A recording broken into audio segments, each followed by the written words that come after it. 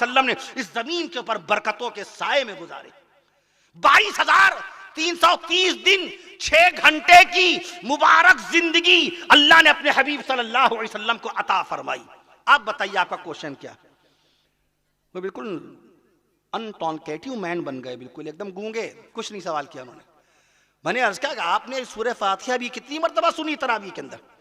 آپ نے تراویح میں سجدے کتنے کیے؟ ابھی جو پڑھ کے آ رہے ہیں، ابھی سجدے جو پڑھ کے آ رہے ہیں، تو ان کے ذہن میں 40 سجدے ہوتے ہیں، 20 رکعت میں 40 ہی سجدے ہوتے ہیں، اور 20 رکعت میں 20 مرتبہ سورہ فاتحہ شریف ہوتی ہے. میں نے عرض کیا جو چیزیں آپ کر سکتے تھے وہ آپ نے کی. سورہ فاتحہ شریف کے حروف ہم بتا سکتے ہیں. 20 مرتبہ ہم نے سورہ فاتحہ شریف سنی، اور ایک دن میں 17 مرتبہ ہم باقاعدہ طور پہ سورہ فاتحہ شریف سنتے ہیں. امام کی زبان سے بآواز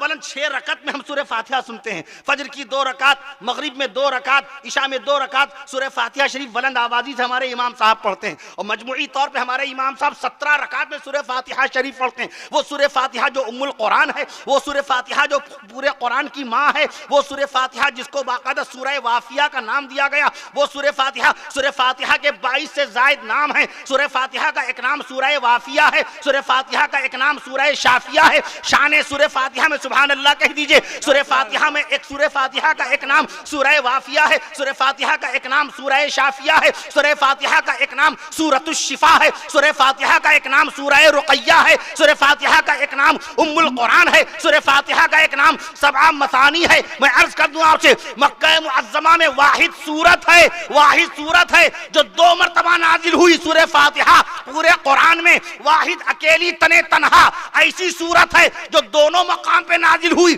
ایک مرتبہ مکہ معظمہ میں سینہ مصطفیٰ پر نازل ہوئی سورہ فاتحہ، تو دوسری مرتبہ مدینہ منورہ میں سینہ رسول پہ نازل ہوئی سورہ فاتحہ. سبحان اللہ سبحان اللہ. ابھی اتنی بیماریاں نہیں پیدا ہوئی ہیں جتنی بیماریوں کی شفا اللہ نے سورہ فاتحہ شریف میں رکھ دی. 122 حروف سے سجی ہوئی سورہ فاتحہ شریف میں اللہ نے اتنی برکات رکھ دی ہیں کہ بندہ تصور نہیں کر سکتا. نہ معلوم کتنے حادثوں سے مقابلہ کرتی ہے سورہ فاتحہ شریف. اسی لیے ہر رکعت کے اندر پڑھا جاتا ہے. پہلی دو رکعت کے اندر باقاعدہ سورہ فاتحہ شریف کا پڑھنا واجب، تیسری اور چوتھی رکعت میں سورہ فاتحہ شریف کا پڑھنا باقاعدہ مسنون ہے. اس لیے امام اگر تیسری رکعت میں سورہ فاتحہ بھول جائے تو سجدہ سہو نہیں ہوگا، چونکہ تیسری رکعت کی باقاعدہ قرات واجبہ نہیں ہے. امام اگر استنجا محسوس کرنے لگتا ہے، بیت الخلاء کی حاجت ہو جائے امامت کے دوران، بڑی جماعت ہے امامت کے دوران، تیسری رکعت میں ہے، نماز ظہر پڑھا رہے ہیں، امام صاحب کو اچانک حاجت ہو گئی، تو ان کے لیے لازم یہ نہیں ہے کہ سورہ فاتحہ مکمل ختم کر دیں. 3 مرتبہ سبحان اللہ کہنے کی مقدار کے برابر کھڑے رہیں، فوراً رکوع کر لیں. چوتھی رکعت کو بھی ایسی مکمل کر کے سلام پھیر کے اس کے بعد اپنی ضرورت کے لیے چلے جائیں. مسئلہ ہی ہے، مسئلے کی طرف کوئی نگاہ نہیں. ہم امام ہیں، ہم کو مسائل امامت کا علم نہیں. ہم مؤذن ہیں تو مسائل مؤذنی کا علم نہیں.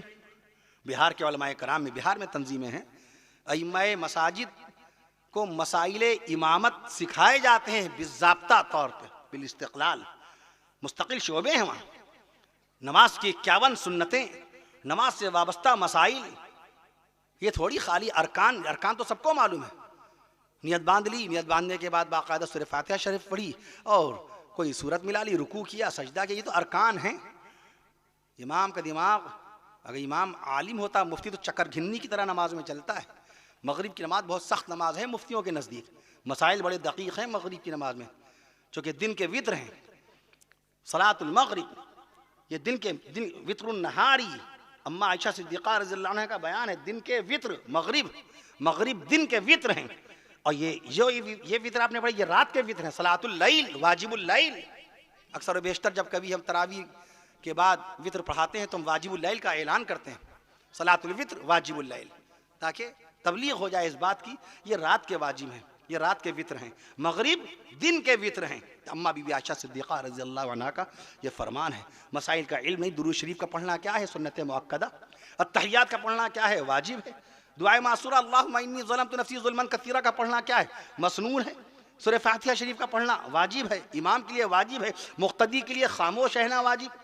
چونکہ امام ہمارا جب قرأت کرتا اللہ کی بارگاہ میں تو وہ ہمارا وکیل بن جاتا ہے. انما جعل الامام لیتم بہ، اس میں فیصلہ رسول پاک کا چلے گا. نبی نے فرمایا تمہارا امام ہوتا اس لیے کہ اس کی پیروی کی جائے. انما جعل الامام لیتم بہ واذا کبر فکبروا واذا قرأ وانصتوا، امام تو ہوتا اس لیے کہ اس کی باقاعدہ پیروی کی جائے. امام جب قرأت کرے واذا قرأ وانصتوا تو گونگے بن جاؤ، خاموش ہو جاؤ، چپ ہو جاؤ. واذا قرأ وانصتوا مسلم شریف کی حدیث ہے واذا قرأ وانصتوا، امام جب قرأت کرے تو خاموش ہو جاؤ. وَإِذَا كَبَّرَ فَكَبِّرُوا، امام جب باقاعدہ تکبیر کہے تو تم بھی تکبیر کہو. وَإِذَا سَجَدَ فَاسْجُدُوا، امام جب سجدے میں جائے تو تم بھی سجدے میں جاؤ. وَإِذَا رَكَعَ فَارْكَعُوا، امام جب رکوع کرے تو تم بھی رکوع کرو. اور جب قرأت کی بات آئی تو رسول پاک نے یہ نہیں فرمایا امام اگر قرأت کرے تو تم بھی قرأت کرو، بلکہ رسول پاک نے ایک لفظ کی تبدیلی سے فیصلہ یہ سنایا. رکوع کے سلسلے میں وہی فرمایا جیسا امام کرے ویسا ہی کرو. سجدے کے معاملے میں نبی نے یہی فرمایا جیسا امام کرے ویسے ہی کرو. وَإِذَا سَجَدَ فَاسْجُدُوا، تمہارا امام سجدے میں گیا تم بھی سجدے میں جاؤ. تمہارا امام رکوع میں گیا وَإِذَا رَكَعَ فَارْكَعُوا، تمہارا امام رکوع میں گیا تم بھی رکوع میں چلے جاؤ. مگر جب بات قرأت کی آئی تو نبی نے یہ نہیں فرمایا وَإِذَا قَرَأَ فَاقْرَؤُوا، تمہارا امام قرأت کر رہا ہے تو تم بھی قرأت کرو. نہیں، ایک لفظ کی ترمیم سے آقا مدنی صلی اللہ علیہ وسلم نے فیصلہ دیا وَإِذَا قَرَأَ وَانصِتُوا، امام جب قرأت کرے تو تم خاموش ہو جاؤ. سبحان اللہ سبحان اللہ. یہیں سے مسئلہ لیا سیدنا امام اعظم ابو حنیفہ رحمۃ اللہ علیہ نے.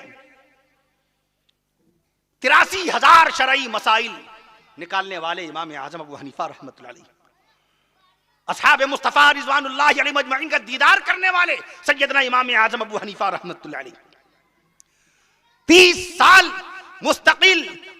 سال مستقل روزے پہ روزہ رکھنے والے امام اعظم ابو حنیفہ رحمۃ اللہ علیہ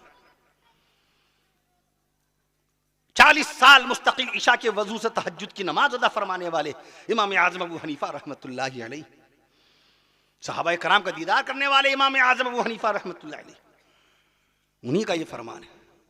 میں عرض کر رہا تھا آپ سے تو آج ہماری نگاہ مسائل پر بھی نہیں ہے، تاریخ پر بھی نہیں. اللہ کی قدرت بار بار قرآن مجید میں تعقلون تفقہون تذکرون، غور کرو، عقل سے کام لو، علم سے کام لو. کچھ غور نہیں کیا. جس کام کو ہمیں اور آپ کو کرنا چاہیے وہ ہارورڈ یونیورسٹی کا پروفیسر کرتا ہے.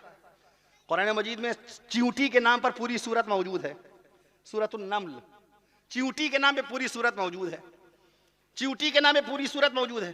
ہم نے چیونٹیوں کے خواص پر، چیونٹیوں کے حالات پر، چیونٹیوں کی تخلیق پر، چیونٹیوں کی خوراک پر، چیونٹیوں کی طبیعت پہ کچھ غور کیا؟ اس کام کو کیا